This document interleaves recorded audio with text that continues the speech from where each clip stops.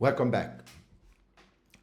I'm going to be sharing an interesting article I read on the medium.com website.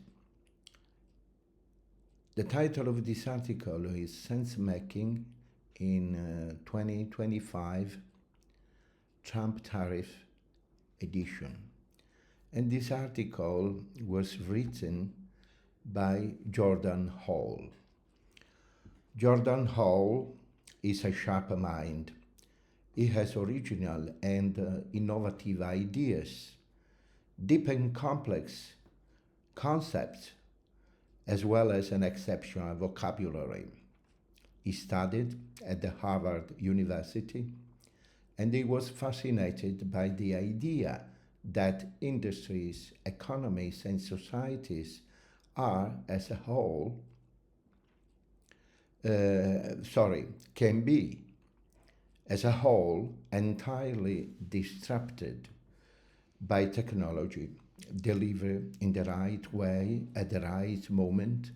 So, with this philosophy, Jordan Hall was one of the first employees at mp3.com company where they reinvented the music industry, allowing people not to record, company to control what music is popular. And Jordan Hall is a close friend of my friend Andrea. He's a monk. He also is, an engineer, and he worked with him maybe in San Diego, in California. Jordan Hall is also a successful entrepreneur and writes interesting articles for medium.com. And this is the article I want to share with you. The title is Sensemaking in 2025, Trump Tariffs Edition. Over the past few weeks, I've had a number of people coming to me to see if I could help them make sense of what was going on in the world. As a result, I decided to write some things down and share them, and thereby save time as well as perhaps help a few more people. In particular, the events over the last few weeks, the Trump tariffs, have been highly disoriented. Most interpretive frames can't make good sense of them at all. I can't make good sense of a Trump tariffs either, and this is for two reasons. The first one, there is in fact a whole lot going on at the tariffs must be understood in this large context. Our legacy sense-making institution are basically defunct, regurgitating a small number of narrow and often idiotic frames that are barely functional. What I can do then is to discuss a variety of powerful but apparently not broadly known frames for understanding what is going on. None explain everything, and in fact, all of them together don't explain everything. But if you have them, you'll have a better view of the large picture. Note the first, I'm not going to be spending any time on frames that are already commonly available. These have been quite thoroughly squeezed, and my perspective would add little. Note the second, I'll not be trying at all to read or model President Trump. I've seen many efforts in this direction. It seems to be a favorite pundit pastime, but when put to the test, none provide predictive value. Note the third, I'm not writing this for you. This is some quick thinking intending to help out those who are interested. If what you see here or you are watching because I'm reading this article or angers you, I apologize and recommend that you wisely go elsewhere and find more beautiful places to spend your attention and your time. Frame 1: The end of neoliberalism. Liberalism is intrinsically unstable. It is essentially incoherent and is fundamentally parasitic. While it definitely provides a variety of super salient goods, it does not, by means of any extractive process that undermines its own integrity. As a consequence, it must either terminate or continuously expand its domain of extraction, either by going deeper, strip mining, or by going broader, colonizing. By example, it takes community, human groups connected by real and intimate relationship, as a feedstock and releases certain kind of value, sorry, largely material, by converting community into society. Human groups coordinated by formal abstractions. Human group coordinated by formal abstraction. But it cannot produce community. Therefore, when it runs out of a community, it has to either dig deeper into family, for example, or wider, example, going global. Neoliberalism, in the final form of liberalism, and over the past 7 decades, it has gone deep and broad to what appears to be a terminal limit. Consequently, like a car running out of gas, it is starting to cough and sputter. It is coming to an end and is in the process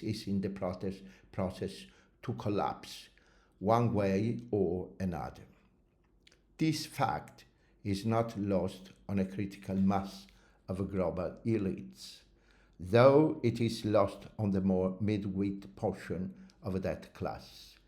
And a decent fraction of what is going on has to do with the strategic effort to use the leverage they have, which is declining over time to shape the transition from the neoliberal global system to something that is maximally to their advantage.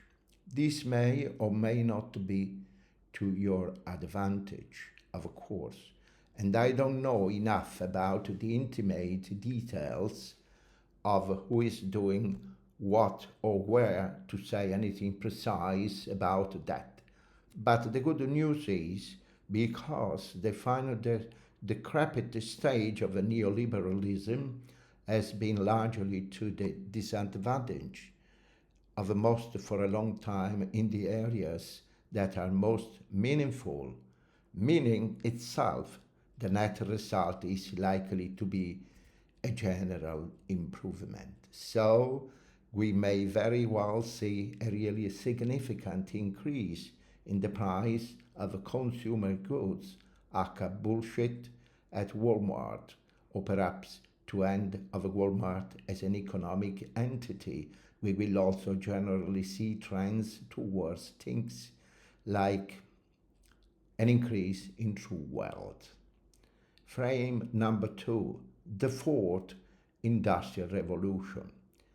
It very much appears to be the case that the industrial revolution come and go in waves. Our understanding of these things is all a bit rough, but as a way of thinking, the 20th century was dominated and largely defined by our increasingly intense application of things like oil, electricity, and steel to produce a society of centralized mass production, mass distribution, cars, planes, and really big boats, and mass communication, radio, and television. Starting in the 70th century, in the 70s, the next big wave began to build and gave us things like computers, increasingly automated industry, and global telecommunication. For example, the internet. We are now entering in a new and potentially very big phase. Some see as the second phase of the third industrial revolution, others as the emergence of a fourth industrial revolution, a distinction about which I care a little. The key insight in that things are changing and we are just about to enter into the accelerate phase of that change. This phase includes things like the internet, of things very advanced biotechnology and synthetic biology, very advanced and increasingly agentic robotics, a variety of decentralized manufacturing processes, quantum computing, blockchain, and of course, artificial intelligence. More of this in its own frame.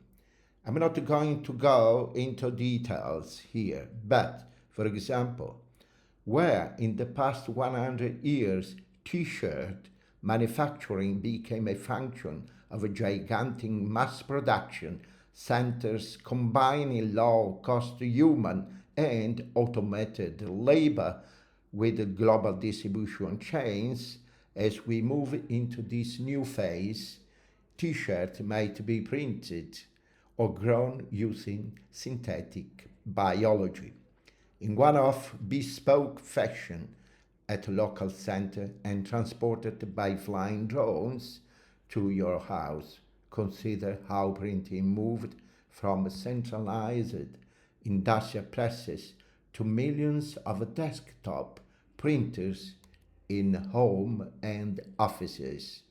This kind of shift portends massive consequences for the current global order. For example, China's rise over the past quarter century was largely founded on the technique and premises of a waning last industrial form. Right now, the shape and trajectory of the coming wave is wide open and once again a slice of global elites, some of whom are part of the above post-neoliberalism cohort and some of whom aren't ever been looking at this transition closely and are making moves to shape this big transition to their advantage. Note, given the implication of this shift, you can be sure that anyone who is sending you videos like this, and there is a link here, and this link,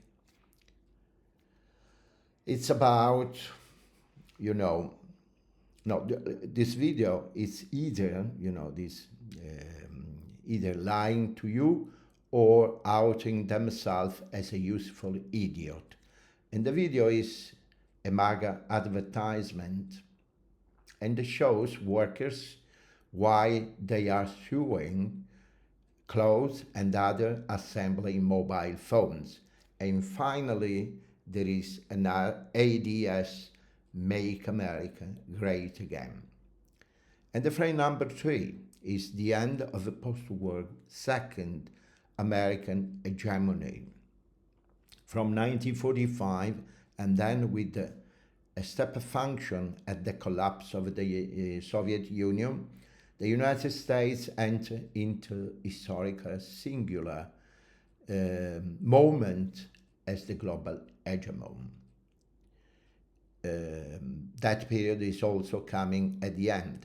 China has quite successfully emerged as a peer competitors, and with the recent surge in BRIC it is clear that the future is multipolar. I should point out that this is even true militarily, while it is at least arguably that the United States still has the military power to win any particular fight it chooses. It is also arguably, so it's a kind of confusing mispronouncing, that this is no longer true. And moreover, the rate of change is going towards the latter. A big part of this has to do with the aforementioned Fourth Industrial Revolution, why the United States spends a lot more than anyone else. The metric of a war is not how much you spend, but how much effective lethality you produce. We might very well be spending 10x as much to get the same amount of punching power as our various adversary as a result of a late stage corruption and the hollowing out of a four innovation base. This is a big old realignment and has a lot of consequences, one of which is that the United States' ability to shape the world according to its preferences is also coming to an end. Interestingly, because the United States was one of the first conquered by neoliberalism, a large part of the American hegemony was put to the service of neoliberalism, facilitating the global spread and intensification of neoliberalism. This had the somewhat confounding consequences of using American power in a fashion that harmed Americans. Example, the Rust Belt, to the benefit of the example China, and much more so globalist. Another major part of the American hegemony was put to the service of the class of elites, who were able to control and deploy it in their hands. Why we can and should give Pax Americana credit for a pretty good overall historical showing in terms of global peace and prosperity. Broadly speaking, the top 1% of political and economic elites, not at all necessarily American, have increasingly been using their ability to control the American hegemony to extract value from the world. An egregious example of this was the exploitation of the invasion of the Iraq and Afghanistan to line the pocket of a very small number of military and energy interests who were able to leverage the mechanism of the American hegemony to benefit themselves. The end of a major hegemony is always a dangerous transition. The last time this happened, the end of Pax Britannia, we had two world wars until the dust had settled. A non-trivial part of what is going on is a complex dance. A diverse interest try to move pieces of the current board in a fashion that threads the needle between shaping the coming multipolar order to their advantage and avoiding a catastrophic military conflict. Frame number 4, the Civil War. Yes, I know that there aren't folks running around in grey and blue uniform shooting at each other. As it turns out, that isn't how war works. By sheer strategic necessity, the next war looks very little like the last war, and we are currently in the 5th generation of a civil war.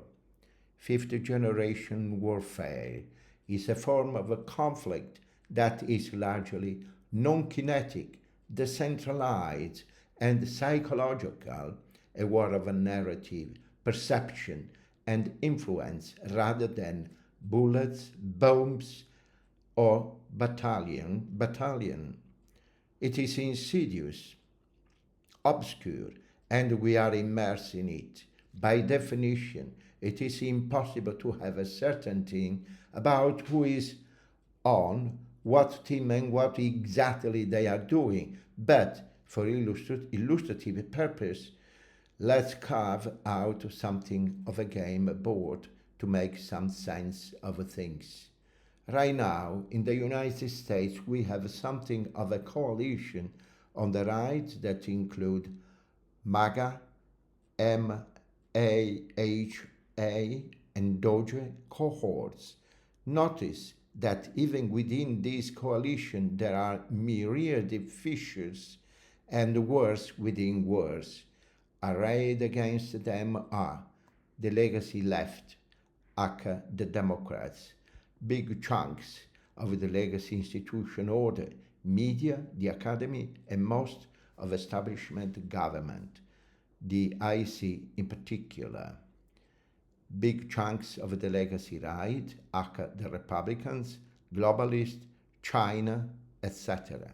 Maneuvering in this environment is complex. You have to dodge and wave, disorienting your adversary, taking and giving territory, terraforming the landscape in a fiction that serves your advantage and disadvantage your adversary, but having to watch out for changes in the balance of power in your own fluid coalition.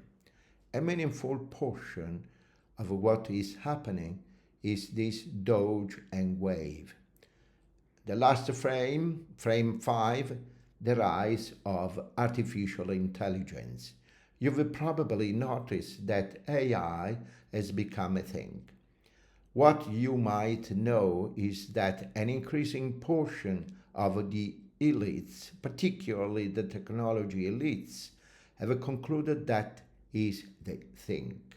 There is a building consensus at the top of what hierarchy that we are meaningfully close to crossing a tipping point where artificial intelligence is good enough, particularly millions of artificial intelligence running in parallel to provide categorically unique strategic advantage to whoever possesses it. Moreover, within this frame, whoever gets pole position on that point, particularly when you consider the feedback loop of intelligence on intelligence, start to get something like escape velocity in power. From their point of view, literally, all of the above frames are relatively unimportant. Once you've seen that the artificial intelligence take off, everything else starts to look like trivial in the light of this new radical phase transition. As a consequence, for these elites, very move in the above frame is a means to an end, establish dominion in artificial intelligence. Notably, there is really only a handful of players in that game. You've got the OpenAI and the Stargate block. You've got the House of Musk Thiel complex that include Palantir, Grok, Twitter, SpaceX, Starlink, Tesla. You've got the Googleplex, which was in the lead, but is now seems to be falling behind. And you've got China, perhaps that big Saudi initiative, or Anthropic is in the mix. Maybe a few others that are double plus secret, but that's about it. So those increasingly powerful and influential players are trying to figure out how to maneuver things to their advantage. And if you use this lens to look at everything that is going on, you can begin to see the tariffs as a way to slow down China artificial intelligence progress and force next-gen chip fabrication farther from Chinese control. I'm going to stop here. There are, of course, many frames that are also perfectly useful.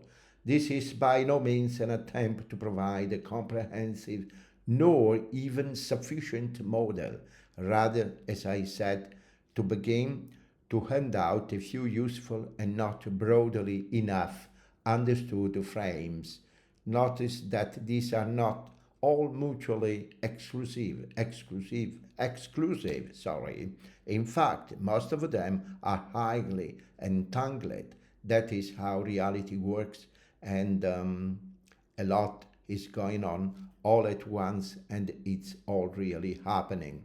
The way I do this is I hold all of these frames at once and I peer at the world through this kaleidoscope curiously.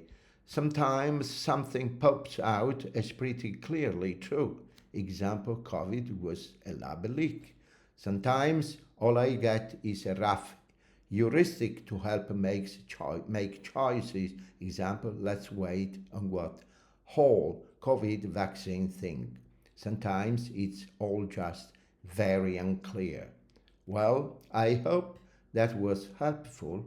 If so, not a bad way for me to spend a few hours on a Friday, and just for me, maybe less than half an hour to record this interesting article. Thank you so much for watching. See you in the next video. Bye bye.